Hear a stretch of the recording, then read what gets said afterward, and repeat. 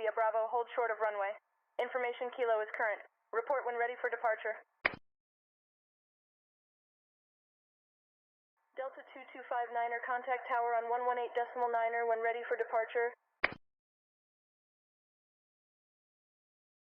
Golf Mike Mike. After departure, climb and maintain altitude 3000, turn left, heading 270 degrees. 2EJ 905. Charlie, climb and maintain flight level 150, squawk 5224.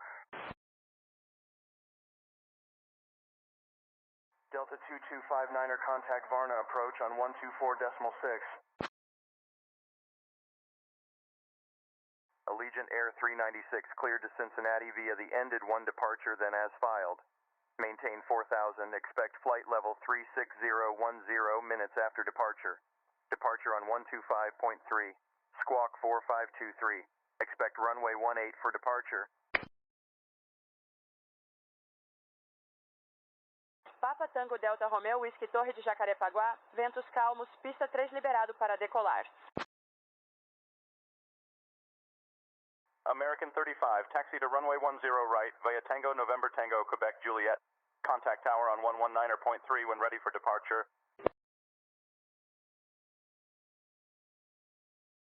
JetBlue 84, copy, welcome to Orlando. Have a good evening. American 1221, PG Indianapolis, sender, roger. JetBlue 84, turn left heading 100 vectors for the runway 23 approach. Contact Orlando Tower on 118.45 when established on final. 3-1, Sierra Mike understood. Continue present heading until established on the localizer for runway 26 left approach.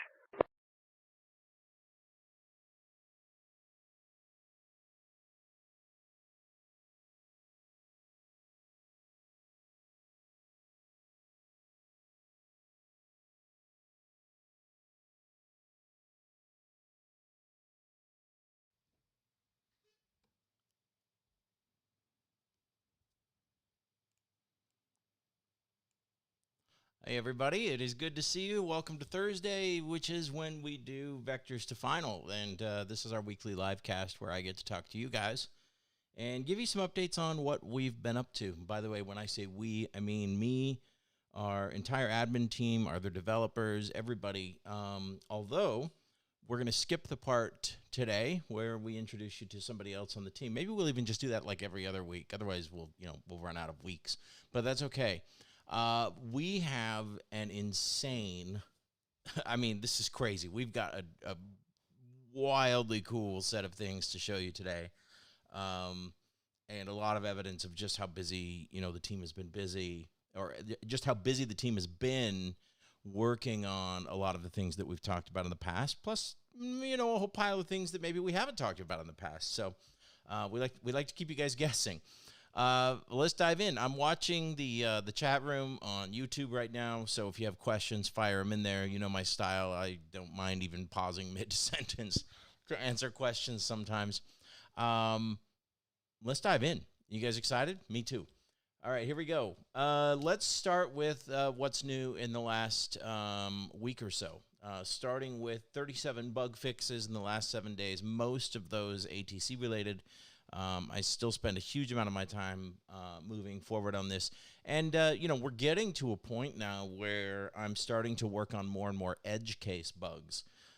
That's extremely good news for everybody because it means that the big bugs are starting to be, knocked out. And now I'm starting to pay attention to stuff where I go, that one doesn't happen very often, but yeah, let's get in there anyway and get that taken care of. So really good news on the bug fix front. Very excited about that one.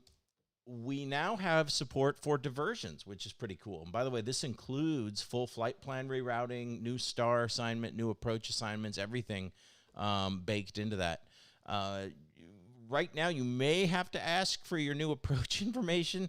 I've still got a few little things that I'm working out as it relates to this, but they're in there now. So you can say, hey, I'd like to divert to Denver, for example, and it will reconfigure your route, give you a new star, give you a new assignment, new runway, everything, and manage that diversion over to Denver. Really, really cool. This is live now, by the way. We also, let's see, what did I push? The backwards button. There we go. Last week we talked about how, we felt like there had been some regression on our voice quality, that, it just wasn't sounding nearly as good, starting to sound robotic, starting to sound, very sort of AI-ish. And I'm proud to say that, especially thanks to the help of Justin McCracken and others, Speedy Retreat, number of people on the team, Fred, Sven, we've been able to make a huge improvement to our voices, sort of getting back to where we were, refocusing on those really high-quality voices. I think we got a little bit distracted with the crowd voice thing, where we were starting to bring in some voices that, yes, they were from our customers, and yes, that got us really, really excited. But it was not bringing us to the super high quality that we were after. So yes, we still have some customer voices in there. Yes, if you're an annual subscriber and you've picked an airport, it's still your voice assigned to that airport might not sound exactly like you. We've talked about that. All of that's still in there, but we've pulled back a little bit on, the number of the crowd voice assignments that we have out there, because, it's far more important to us that our voices sound incredible. If your voice didn't get used or got pulled out, please don't be offended. It has nothing to do with you. It has nothing to do with the quality of your voice. AI voice replication kind of is what it is, and we're after a certain tone, a certain cadence, a certain style in order to make it really sound like, an air traffic controller should sound. So, but I'm very, very proud of the progress that we made on sort of getting back to our incredible voice quality roots, really fast, actually. It worked out really well. So big upgrade to the voices. If you've been flying this last week, you've definitely noticed that. 2.6.2.4 app version released this week. We're going to talk about some of the cool things that are in there here in just a second. And a whole pile of new and interesting things that we've added. And what better time to talk about some of those than right now? One of them, this is super cool. Call signs can now be imported directly from SimBrief automatically. So if you decide to use this feature, basically what you're going to do is inside of your SimBrief flight plan, when you're building your SimBrief flight, there's a field there for ATC call sign. And you're going to want to make sure that you enter this. The format is 3 letters followed by your flight number, typically something like UAL1234. That would be United Airlines Flight 1234. So let me walk you through how this works. First of all, that's where it starts. When you're filing your SimBrief flight plan, make sure that you enter that ATC call sign. The first thing you need to know is that this will override your in-app call sign settings, right? So if you've entered a call sign in the app, it's going to ignore that, and it's going to use this instead. Second thing is, your new call sign does not get activated until after you pick up your IFR flight plan, right? Because that's when we read it in the SimBrief flight plan. Third, we've got a new feature now, very cool, where your call sign will now show on the top right corner of the application. So whatever ATC currently thinks that you're called will be up there. Takes just a second for that to refresh when you import your SimBrief flight plan. Make sure you're using the call sign format of, UAL1234, and UAL is the ICAO code of your airline. So UAL is United Airlines, DAL is Delta Airlines, et cetera, et cetera. We also support, this is very cool, the use of virtual airlines. So if you've got a custom ICAO code that you want to use, you can do that. Just log into the pilot portal, go to settings, and there's a section there where you can enter up to 3 virtual airline ICAO codes and the call sign that goes along with those. So, if you want to override well, just as an example, you could go in there and put TWA if you wanted, right? And by the way, we have over 2,500 defunct airlines already in the database. But if you want your airline to be in here, you want it to pronounce your airline, just go in there and set it up, put the ICAO code, put the name of the airline, and then use that same ICAO code in your SimBrief flight plan. Really cool, right? Virtual airlines are fully supported. Very cool. And we support both the ICAO and the FAA pronunciations of these call signs. And let me explain the difference here. If you are in the United States, UAL 1234 would be pronounced United 1234. If you're outside the United States, UAL 1234 would be pronounced United 1234. So depending on where the airplane is currently sitting, the pronunciation of your call sign will change. Again, mimicking the real world, matching the way that it's done in real life. I'm very excited about this. It's really neat. And then, of course, the last thing that I would tell you is it's, IFR only because it's using SimBrief to pull it in. If you want to change your call sign in the VFR world, go into the app settings and change your call sign. Right, no problem. So hopefully for those of you who are, regular sort of IFR heavy metal flyers, this is going to make life a lot easier for you because you no longer, we're saving you a step in the pre-departure process by making you not have to go in there and enter that call sign again. Very excited about this. It works really well. Use it. It's awesome. Okay, so that's the first thing. Call signs from SimBrief are in there. Oh, one other thing I want to mention, and it's in the list here, but if you're using our cabin crews, they will also honor your virtual airlines. So this is awesome, right? Like you can go in there and put in the name of your virtual airline, and the cabin crew will use that name, and it's going to be awesome.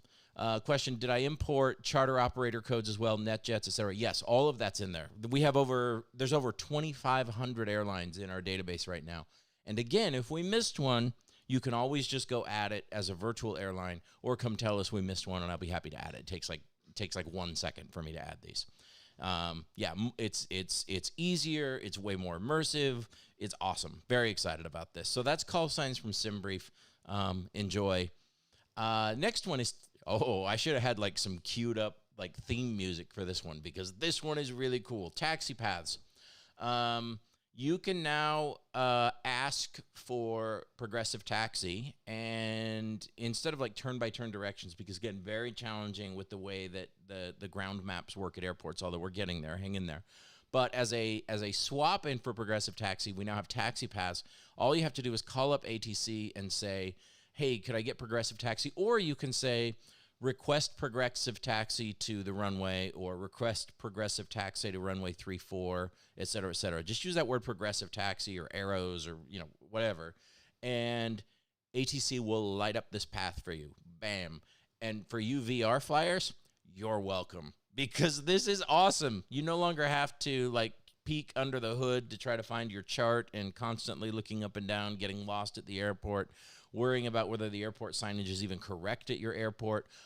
This is awesome. I love being able to give a little bit of love to our VR flyers. I love being able to give a little bit of love to our student pilots who might want this.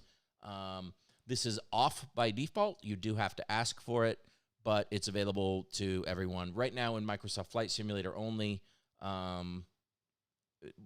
It's live now, working great. By the way, if you find that it doesn't work, uninstall your app completely, reinstall with a fresh copy, and then start up the app. And what it's doing is it's actually going to drop a couple of little scenery objects into your community folder. So, and you'll be able to see them in there. You should be able to open up your community folder and see the SayIntentions objects folder. Once it's there, restart Microsoft Flight Simulator, and you're good to go. So it's a little wonky the first time around, but after that, it'll be good to go. So, yay. All right, TaxiPaths. Very exciting. By the way, at some point in the near future, we're going to make it so that you can customize the sizes and the colors from inside of your pilot portal. It'll be one of those things where you go to the pilot portal settings and sort of configure these just a little bit. It'll be great. Let's move on here. This one is really cool. Prepare to have your mind blown here. Nobody else is doing anything like this. What about bird activity or temporary runway obstructions, things like that? Yeah? This stuff gets me excited. The photo that you see there is a still photo. But and it's only there as a still photo because I ran out of time. I was going to take a video to show you, but those birds are actually flying around. There's hundreds of them, by the way. And the way this works is that first of all, sometimes in the ATIS messages now you're going to hear caution bird activity, at an airport, right? You're just cruising along, you're dialing your arrival information, you hear caution bird activity at the airport. That's actually pretty common in real life. So that's now added on occasion with certain airports. And if you hear that, there is a decent chance, not every time, not even 50% of the time, but there's a chance that as you're coming in, you're going to see the bird activity over the runway. And you'll see the birds flying around. Again, there's hundreds of them. Question is, do the birds do damage? No, Microsoft Flight Simulator does not support bird strikes. So, do whatever you got to do. But in most airlines, in most parts of the world, if you saw a flock of birds on approach, you would go around. So up to you if you decide you actually want to do that. But the idea here is to keep you on your toes. Same thing with, is it MSFS object birds? But yeah, we're sticking in. So Microsoft Flight Simulator has seagulls and a couple other types of birds, but they're fully animated. Right, so you can actually see these birds flying around, and they're lit up basically in real time. It's really cool, really cool. When you see this, you're gonna freak out because it is one of the most realistic effects we've ever created. And by the way, super proud of the algorithm that we've written to create what looks like very realistic bird activity as these things are flying around the runway. They look real. Yeah, they're animated, they move, they fly, the pattern they're using looks exactly like real birds do when you're coming in. When you see this, your mind will be blown. They look good. Fully animated, yes, everything is there. So you're going to love this. The second thing that we've added, which is similar, is temporary runway obstructions. And again, not every time, not all the time. In fact, it's exceptionally rare. But there will be times when ATC will actually come in and tell you to go around because there's something on the runway, whether that's an animal or a vehicle or something like that. You're now going to get, if it's an object that we put there, you're now going to get go around instructions for temporary runway instructions as well. The point here is, especially for you big metal flyers, be on your toes. I hope you briefed your go around because it is entirely possible now that on arrival you're going to get situations that require go around. And by the way, yes, SayIntentions, the ATC does fully support the go around processes. So yeah, very cool. All right, so. Now we've added, what did we add here? We added, let's see, we got TaxiPaths, we got bird activity, we got temporary runway obstructions. We're not done. What about fuel trucks? This is kind of cool for you GA flyers. You can actually call ground and ask for a fuel truck, and one will show up. It's, not particularly useful. I was actually going to have it so that it would start topping off your tanks for you. But I also realized that it's exceptionally rare that a GA pilot wants their tanks full. So right now the fuel truck shows up and you can use it to impress your friends at cocktail parties. Sometimes it's the little things. FollowMe cars. Yep. Right now we're using the built-in cars for Microsoft Flight Simulator, the ones that are baked into MSFS. Stay tuned. Working on a path that'll hopefully get us some cooler cars here. I will tell you, be ready if you call for a Follow Me car. Be ready because that thing's going to show up and it's going to start moving right away. For GA aircraft, they're moving like around 10 knots, but if you're in a jet, they're moving around 18 to 20 knots. So be ready for this. All you have to do is ask for it. It'll pull up in front of you, and it's going to start driving. Like I said, don't ask for it till you're ready. We may invest more and more into this feature. We may not.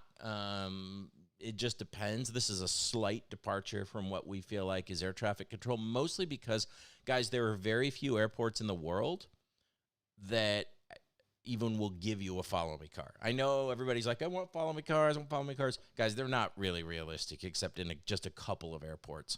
So this is kind of a fun newbie feature. It's kind of a fun student pilot feature. But please understand if we choose not to invest significantly in this, just because this isn't really like this is an edge case in aviation, and it's not really supported at most airports. Okay. Next one, what is it we're working on now? You got to love my typo here when I'm in a hurry to get these done. First of all, early traffic injection proof of concepts. We talked about this before, but now you're starting to see. By the way, I want to go back here. You can't see it because my webcam is in the way. Let me move me over. But on the bottom right corner of the screen, you can see that I've got a little logo there called SayIntentions.ai Living World, and it's on all of these new slides, right, next to the photos. The reason I want to point that out is because this is our step towards building an environment that looks and feels like the real world in terms of anything that might give you interaction with air traffic control, right? So the living world scenario is now just in its early baby stages of becoming real. And by the way, traffic injection and all that other stuff fits into that living world concept. So starting to see progress there. You can see we're now starting to control objects. And we're starting to make the ATC environment significantly more dynamic than it was before.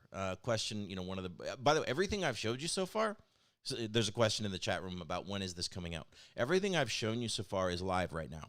In fact, it's been live for a couple days. So everything I've shown you so far is out now. It's live. You know how we operate. I don't generally like to show things unless the release is either imminent, meaning a couple days away, or it's already done.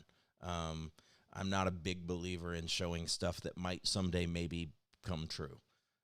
We like to show stuff that's done. So this is it. This is live. So early traffic injection continues to get work, but now with what I just showed here, these are the early baby steps towards being able to control, manipulate, and time, in-sim objects and in-sim injection.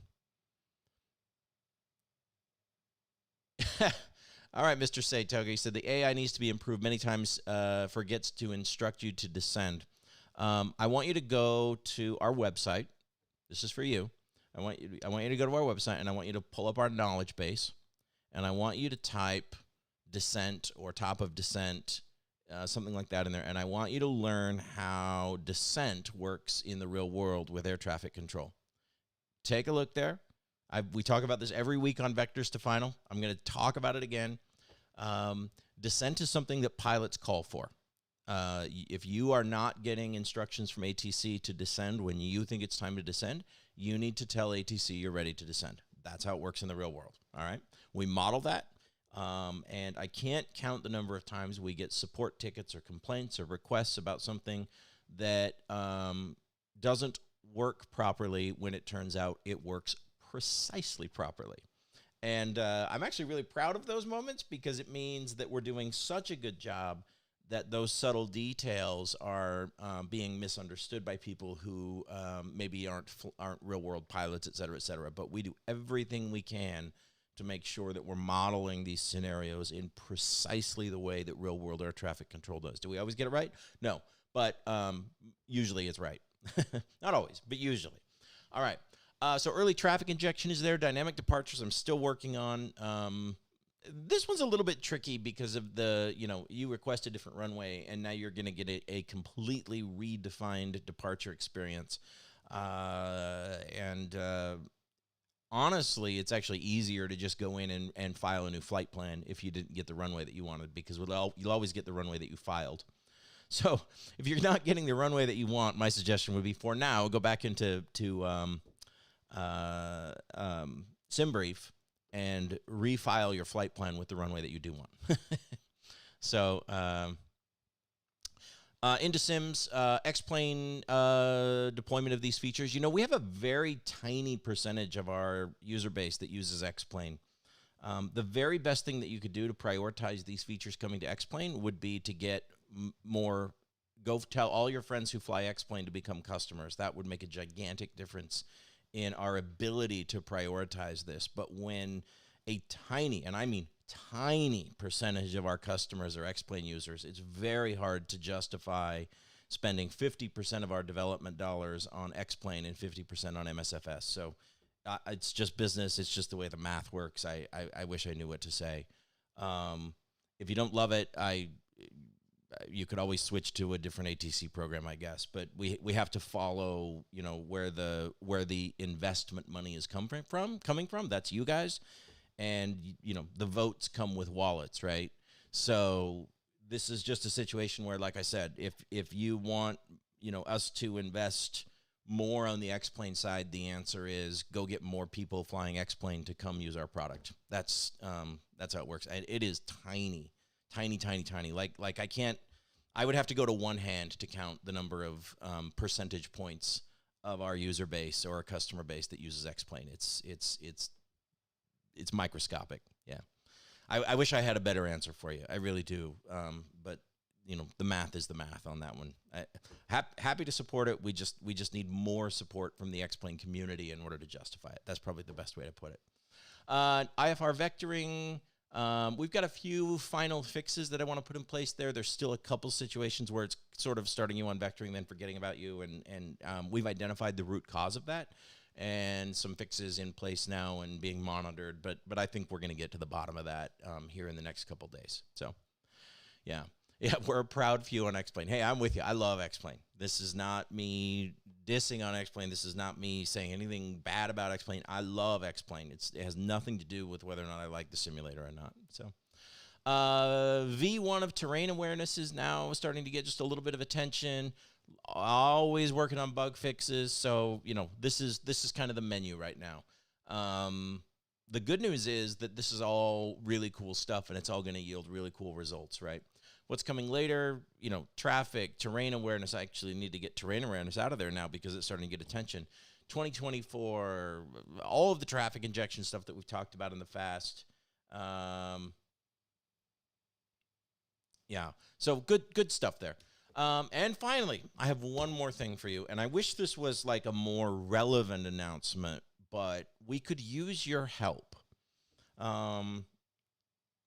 But I think you're going to be pretty excited about this as well. The first one is, here it is, and that is, I don't want to go backwards there. ACARES, CPDLC, yes, check this out. By the way, that screenshot is an actual screenshot of a pre-departure clearance coming in to an aircraft. Yeah, this is pretty cool. It works. It's implemented. It's live. It can be used right now. But there's one tiny problem. And that problem is that these protocols, aka CPDLC, are not things that Microsoft Flight Simulator supports natively, right? So the aircraft manufacturers out there, and I'm talking about Phoenix and PMDG and all of these guys, actually all built custom integrations using a protocol called Hoppy to connect to networks like VATSIM, right? It's all. In fact, Hoppy, by the way, is a closed network protocol. We reached out to them, asked to be added. They said no. They refused to add SayIntentions. So. That means that in order to get our ACARES and CPDLC system working, we've implemented this. It's built. It's live. It's ready to go. We need attention from the aircraft manufacturers to do that integration for us. By the way, we have a drop-in replacement for the Hoppy protocol. It's identical, which means that the aircraft makers need to do about 5 minutes of work in order to support this. So if you are a customer of Phoenix, of PMDG, of Fly-by-Wire, et cetera, please reach out to them. Let them know that this is here, and ask them to integrate. It's really that simple.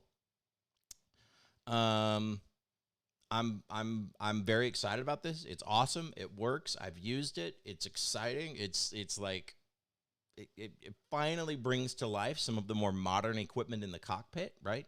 This is, for example, how Oceanic largely works now. They don't really use the HF radios. They use this. And I'm really, really, really excited about the fact that we have this working. By the way, huge thanks to Dave for all of the help that he's given us getting this going. That's Dave Black. Has invested a tremendous number of hours working with us, building a drop-in replacement for this. So if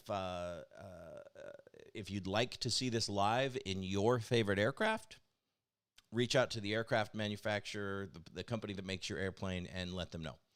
There's a page in our knowledge base that explains how the integration works. But if the aircraft manufacturer has done the integration properly with VATSIM, it should take about 5 minutes of work on their part to bring it live on our stuff as well. We went to great lengths to make sure that this was working properly. So, all right, that is what we've got. Guys, that was probably the most number of new features we've ever announced in a Vectors to Final.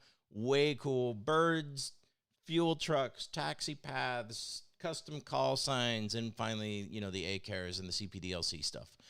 Thank you, everybody. And next week, we'll have another member of our admin or development team for you guys to meet. And let's dive right in. Thanks, guys.